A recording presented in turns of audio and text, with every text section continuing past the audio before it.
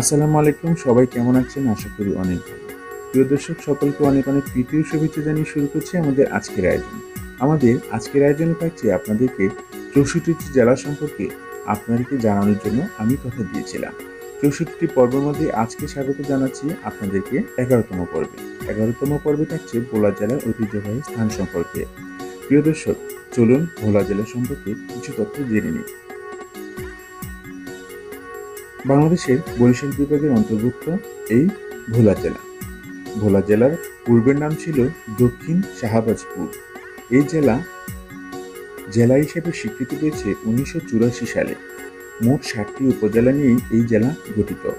7টি উপজেলা হল ভোলা সদর, দৌলতখান, বোরহানুদ্দিন, লালমোহন, তাজুমউদ্দিন, মনপুরা, চরফ্যাশন। মহান মুক্তিযুদ্ধে ভোলা জেলার যুদ্ধের অবদান কিন্তু কম নয়। 9 নং সেক্টরের অধীনে ছিল ভোলা জেলা। মোট 48টি ক্যাম্প করে এই জেলায় যুদ্ধ পরিচালিত হয়। 1971 সালে 10 ডিসেম্বর শত্রুমুক্ত হয় এই ভোলা জেলা। প্রিয় দর্শক, এখন আপনাদের দেখাতে যাচ্ছি ভোলা জেলার ঐতিহ্যবাহী বা দর্শনীয় স্থান সম্পর্কে। ভিডিওটি না টেনে সম্পূর্ণ ভিডিওটি দেখুন। আর এখনো যারা আমাদের চ্যানেলটি সাবস্ক্রাইব করেননি তারা অবশ্যই আমাদের চ্যানেলটি সাবস্ক্রাইব করে নিন পরবর্তী নতুন ভিডিও আপডেট পেতে।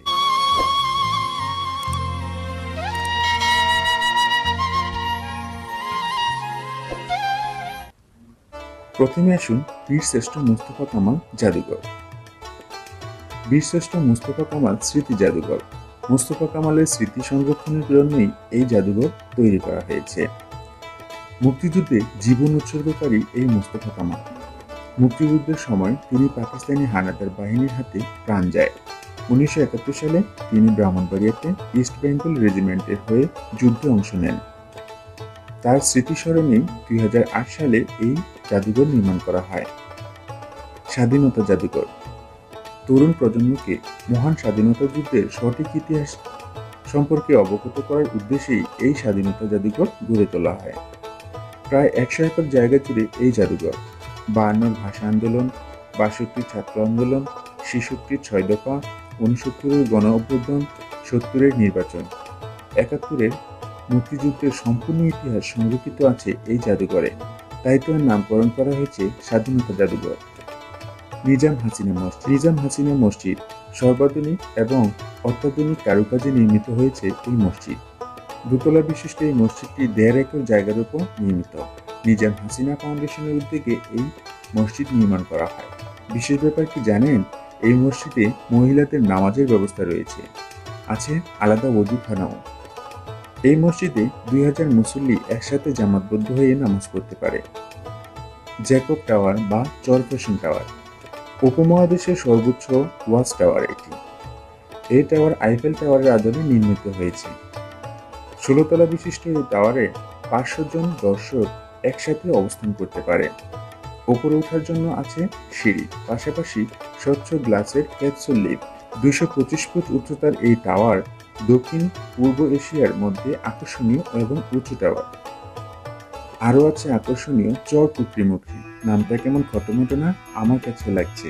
এই চর বঙ্গোপসাগরের কোল ঘেঁষা মেঘনা নদীর মোহনায়, যা বাংলাদেশের অন্যতম বৃহৎ বন্যপ্রাণী অভয়ারণ্য হিসেবেও পরিচিত। এই এলাকায় ইঁদুরকে মুক্তি বলে ডাকা হয়।